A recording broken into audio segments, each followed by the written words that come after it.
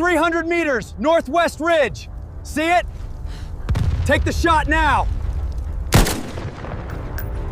Gun oil smells like burnt sugar and bad decisions when it bakes into your cuticles at 110 degrees. Camilla hated the smell. She was scraping carbon off a rusted target stand when the sky tore open, not with a cinematic roar, but a wet, sickening crack that turned the horizon into shrapnel. Brass call is the great equalizer. It doesn't matter if you have a trident pinned to your uniform or if you just survived the most grueling selection course on the planet. When the training evolution is over, someone has to pick up the garbage. Today, that someone was Camilla. She kicked another deformed 5.56 casing into the bottom of a cracked orange plastic bucket. It made a dull, hollow thwack that was immediately swallowed by the oppressive silence of the desert afternoon. The sun was an absolute tyrant here, beating down on the makeshift forward operating base with a physical weight. Sweat pooled at the base of her spine, soaking into the thick, rigid nylon of her battle belt. She hated this detail. It was supposed to be a rest cycle. 3 days of reset after a grueling night op that had yielded absolutely nothing but bruised knees and a sprained ankle for one of the newer guys. Now, she was policing the firing line because she had lost a bet to Hayes about how many miles it was from their last insertion point to the extraction zone. She paused, wiping a mixture of dust and sweat from her forehead with the back of a calloused hand. Her knuckles were perpetually scraped, the skin dry and cracking around the edges of her fingernails. She tasted salt and the faint, coppery tang of dirt on her lips. Down the line, the paper targets hung in tatters. They looked pathetic, drooping from their wooden frames, the center mass blown out by hundreds of rounds of precision fire. Camilla sighed, her breath whistling slightly through her teeth. She bent down, her knees popping loudly in the quiet air, and pinched a hot piece of brass between her thumb and forefinger.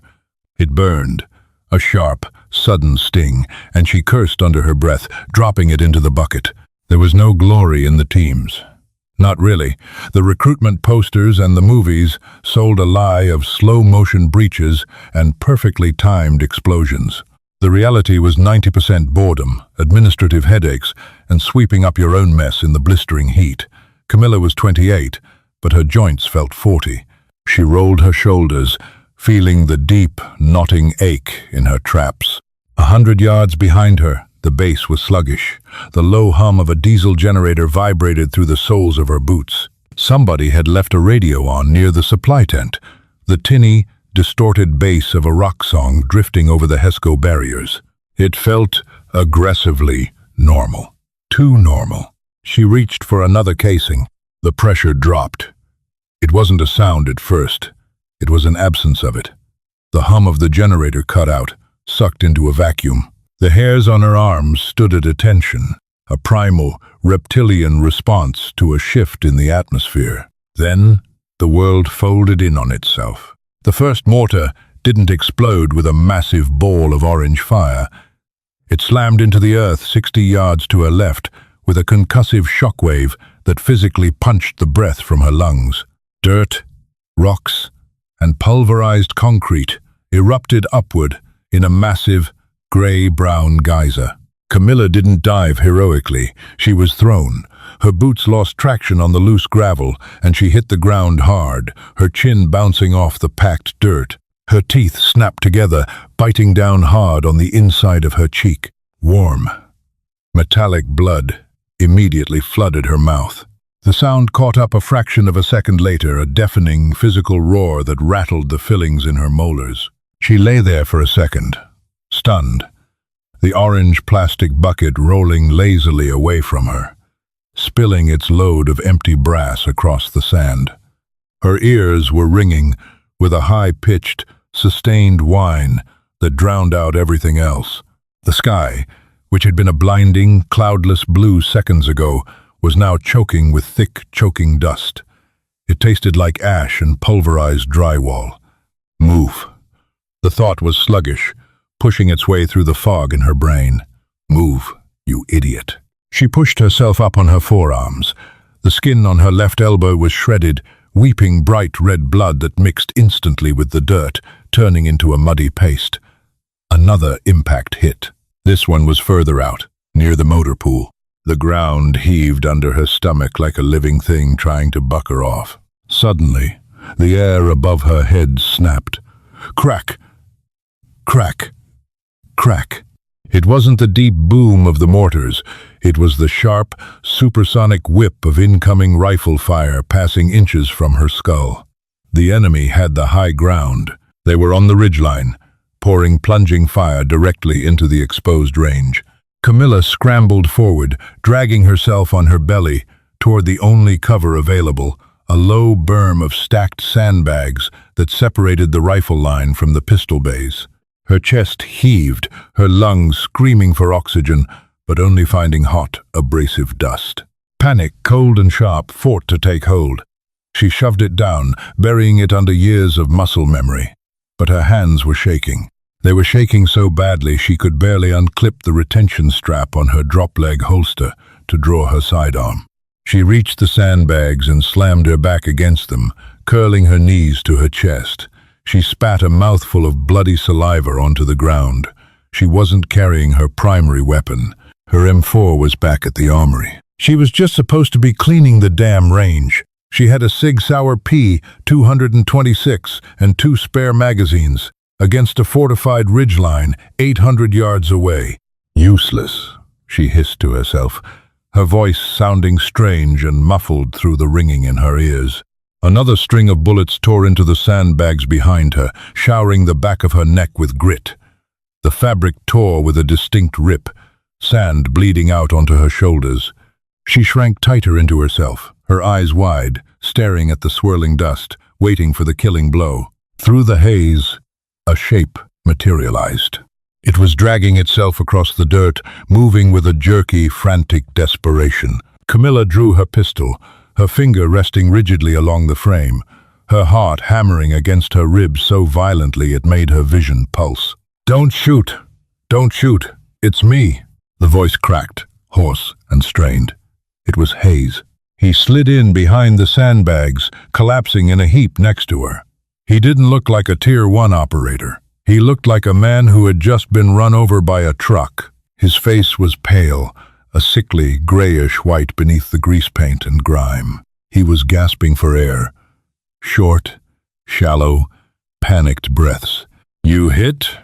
Camilla yelled over the din, her voice cracking. Hayes shook his head, but his eyes were wide, the pupils dilated with shock. He rolled onto his back, and Camilla saw it. The left side of his plate carrier was soaked. A dark, wet stain was spreading rapidly down his ribs, creeping into the fabric of his uniform. A piece of mortar spall had caught him in the soft armor gap beneath his armpit. "I'm fine," he lied, gritting his teeth as he tried to shift his weight. He let out a sharp, involuntary hiss of pain. "It's just meat. It's just meat." He was dragging something heavy with his right hand. A long, angular lump of metal and composite polymer, wrapped in a frayed, dusty burlap scrim. His MAC-22 advanced sniper rifle. The thing weighed nearly 20 pounds, fully loaded. "Where are they?" Camilla demanded, pressing her hand against his side. The blood was hot and shockingly slick. It seeped immediately through her gloves. "Hayes! Hold still!" Ridgeline. 2 o'clock. Hayes wheezed, his head lolling against the sandbags. They got a PKM, heavy machine gun, pouring it on the QRF vehicles. Nobody can move. Camilla risked a glance over the berm. Tracers were arcing down from the rocky bluffs in the distance. They didn't look like the laser beams from the movies. They looked like lazy green fireflies, drifting slowly down before viciously snapping into the dirt and vehicles of the compound. The distance was immense. Across the valley, heat shimmer distorted the rocks, making the enemy positions look like mirages. "They're too far for my pistol, Hayes," Camilla said, dropping back down. Her voice was flat, trying to maintain a calm she didn't feel. "I can't do anything from here. We need to fall back to the trench." Hayes didn't answer right away. His breathing was getting shallower. He reached out with a trembling right hand, his fingers smeared with his own blood, and grabbed the thick webbing of her vest. He pulled her close. He smelled like sweat, copper, and the sharp chemical tang of adrenaline. "I can't mount the gun," he rasped, his eyes locking onto hers. They were desperate, stripped of all the usual macho bullshit. "My left arm is dead. I can't hold the forend." He grabbed the heavy barrel of the MK-22 and shoved it toward her. The metal was burning hot from the sun, the burlap rough against her skin. "Take it," he ordered, his voice suddenly hard. Camilla stared at the weapon. It felt alien. She was an assaulter. Her world was close quarters, kicking doors, clearing rooms in fractions of a second with a short-barreled rifle. She understood ballistics. She had qualified on long guns, but she wasn't a sniper. She didn't know his dope, his zeros, his specific trigger pull. "Hayes, no, I'm not on the glass. I don't know your holds for this elevation," she protested, pushing the rifle back. "You do now," he barked, coughing wetly. Blood flecked his lips. "It's dialed for 800. The wind is full value from the left, about 10 knots. Hold half a mil left." He violently shoved the weapon into her chest, the heavy stock knocking the wind out of her. "They are ripping the QRF apart, Camilla. Take the fucking gun." Camilla's hands closed around the grip. The polymer was sticky with Hayes's blood. It felt utterly wrong. A profound wave of imposter syndrome crashed over her, paralyzing her for a microsecond. If she missed, guys died. If she took too long calculating the shot, guys died. There was no time for math. There was no time to settle her breathing. She swallowed hard, the taste of blood still heavy in her throat. She nodded once. She racked the bolt. The action was incredibly smooth, but the metallic clack-clack sounded obscenely loud to her. A massive 338 Norma Magnum round slid into the chamber. She pushed herself up on her knees and threw the heavy bipod legs over the sandbags. The dirt was loose, the sandbags shifting underneath the weight of the rifle. It wasn't a stable platform. Nothing about this was textbook. She pressed her cheek against the comb of the stock. It was adjusted for Hayes's face, not hers. The scope shadow danced wildly in her peripheral vision until she forced her neck into an awkward, straining angle. "Breathe," she told herself. She looked through the glass. The magnification was cranked to 15x. The world leapt violently toward her, shaking uncontrollably. Her pulse was hammering directly into the rifle stock, causing the reticle to bounce in a spastic, erratic rhythm. Thump, thump, thump. Every beat of her heart threw the crosshairs 10 feet off target. "I can't see them," she panicked, her eye darting around the confined circle of the scope. "It's just rocks. Hayes, I don't see the flash." "Look for the dust," Hayes yelled weakly from below her. "Every time they fire, they kick up dust. 2 o'clock, by the cleft in the rocks." Camilla forced her eye to stop chasing the bouncing reticle. She relaxed her focus, staring through the glass rather than at the crosshairs. The heat mirage made the rocks look like they were melting. Then she saw it. A rhythmic, pulsing cloud of brown dust, puffing out from a dark crevice between two massive boulders. In the center of the dust, the rhythmic, orange strobe of a muzzle flash. The PKM gunner. He was suppressing the entire base from perfect cover. "Got him," she whispered. She dragged the heavy rifle to the right, fighting the loose sandbags. The bipod slipped, burying one leg in the sand, canting the rifle awkwardly. She grunted, wrestling it level. She found the muzzle flash again. "Half a mil left," she muttered. She moved the crosshairs off the gunner, placing the empty space of the reticle slightly to the left of the rocks, compensating for the wind pushing across the valley. She wrapped her finger around the trigger. It was a hair trigger, tuned to break at exactly 2 pounds. She didn't know exactly when it would snap. Her lungs burned. She needed air. But if she breathed, she would lose the alignment. She exhaled slowly, watching the reticle sink slightly, tracking perfectly into the pocket she had chosen. "Just a janitor," a cynical voice whispered in the back of her mind. "You were just sweeping brass 10 minutes ago." She squeezed her hand. Not a pull, just a gradual increase in pressure. The rifle roared, slamming backward into her shoulder with the force of a mule kick. Recoil is a physical insult. It is not a gentle push. The stock of the Mark 22 drove into Camilla's shoulder pocket with a brutal, localized violence, jarring her teeth and sending a localized shockwave down her spine. The muzzle brake violently redirected the escaping, expanding gases sideways, kicking up a massive, blinding storm of sand that pelted her face and instantly coated the scope's ocular lens in a fine, powdery grit. She fought hard through the involuntary blink reflex, struggling desperately to reacquire the target through the violently vibrating optic. Her shoulder throbbed, a dull ache rapidly blooming beneath the nylon of her vest. 1001. Nothing. The magnification showed only heat shimmer and jagged, uncaring rocks. The flight time of a 338 Norma Magnum round over 800 yards was nearly a full second. It was an eternity. It was enough time for a human heart to beat, for a lung to expand, for a mind to flood with 1,000 terrifying possibilities. "Impact!" she yelled, her voice scraping raw against the dry walls of her throat. Hayes didn't answer. He was busy trying not to bleed to death in the dirt beside her. The only sound from him was a wet, rattling gasp that made her stomach turn over. Then, the muzzle flash on the ridgeline flickered again. Thump, thump, thump.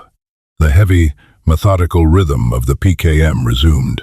Tracers carved down toward the QRF trucks, snapping off armor plating and shattering bulletproof glass with sickening, sharp cracks. She had missed. Shame and terror collided in her chest, a toxic cocktail that tasted like battery acid and bile. She hadn't accounted for the spin drift, or maybe the wind had died exactly when she pulled the trigger. Nature didn't care about the stakes. The wind was a ghost, and she was trying to predict its mood. "Fuck," she spat, her hand flying to the bolt handle. She racked it backward with excessive, angry force. The heavy brass casing ejected, spinning lazily through the hot air and clinking metallic against the sandbags before rolling into the dirt. It landed beside her knee, looking exactly like the hundreds of pieces of ruined brass she had been sweeping up barely 20 minutes ago. She shoved the bolt forward, chambering another massive round. The action locked with a definitive, heavy metallic clank. "Hayes, I missed.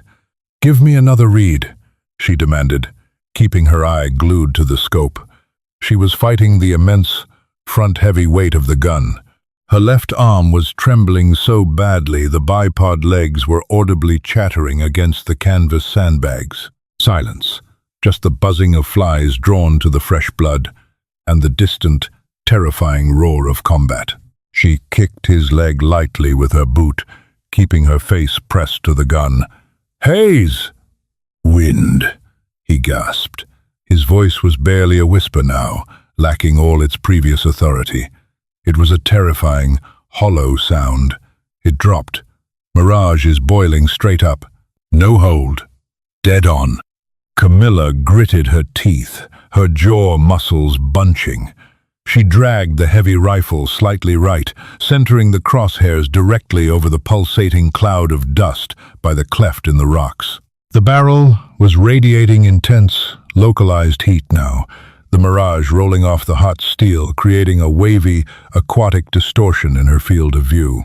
A bead of sweat broke free from her eyebrow, sliding agonizingly down her eyelid and stinging the corner of her eye with concentrated salt.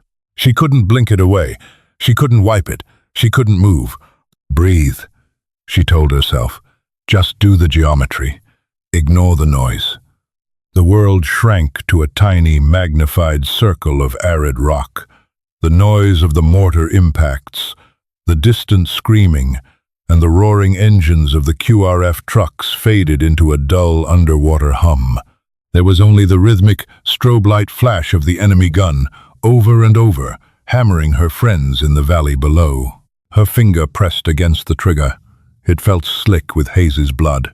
She didn't wait for the perfect moment. There was no perfect moment. She exhaled, emptying her lungs, and increased the pressure. The rifle exploded against her bruised shoulder for the second time. This time, she forced her eye to stay open through the violent recoil impulse, pulling the gun down hard to watch the trace. Through the glass, a tiny, vaporous disturbance ripped through the air, the bullet's supersonic wake tearing a physical hole through the atmosphere, refracting the sunlight like a ripple in a pond. It vanished into the dark crevice between the boulders. The pulsing cloud of brown dust stopped. The strobe light went dark. Camilla held her breath, her finger pinned rigidly to the rear of the trigger guard. 1 second passed, then 2, then 5. She stared through the optic until her eye watered and her vision blurred, waiting for the muzzle flash to return. Nothing. The ridgeline remained absolutely still, baking silently in the afternoon sun. Down in the valley, the desperate, localized chatter of returning M4 fire from the QRF trucks suddenly grew louder, unimpeded by the heavy suppression of the machine gun. The men were moving. The vehicles were shifting gears, tires tearing into the dirt as they finally broke out of the kill zone. "Guns down," Camilla whispered, her voice cracking. "I think the gun's down." Gravity reasserted itself with a vengeance.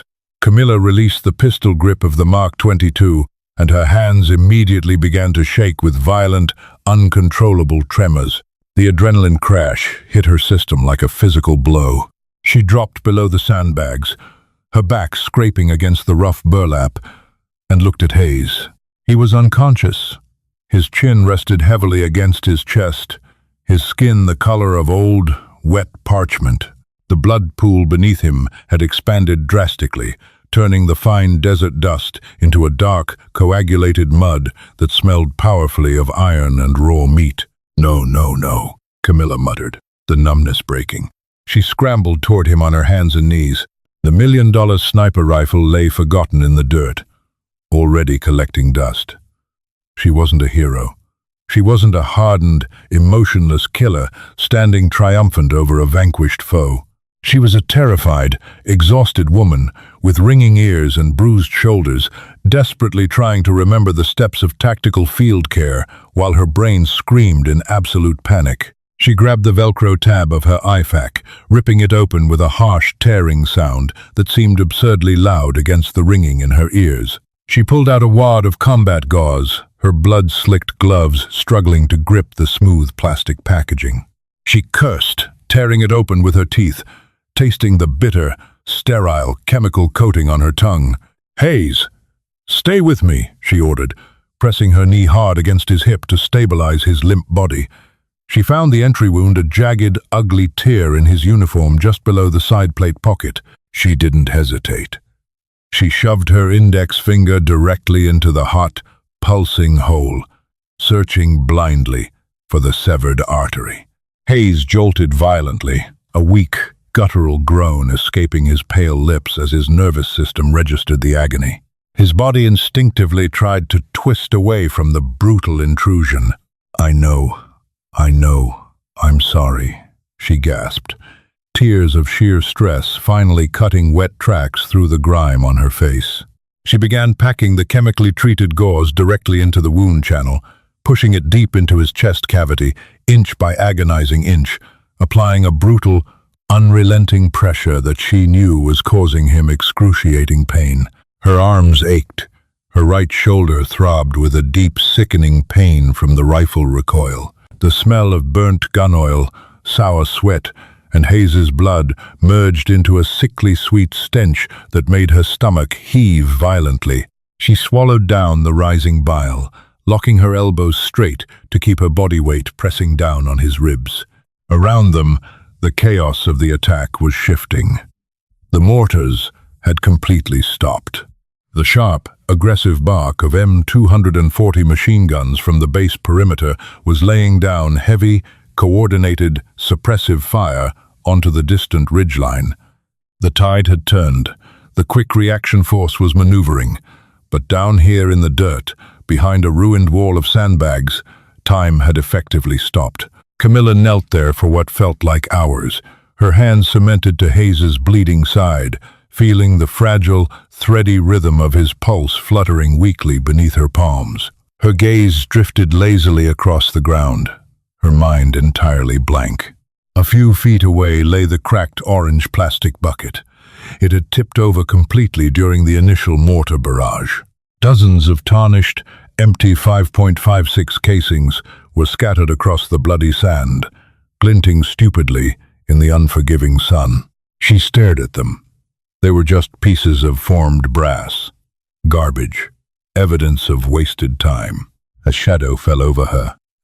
A pair of heavy, tan boots crunched into the gravel. Corman. A voice bellowed from directly above her, deafeningly close.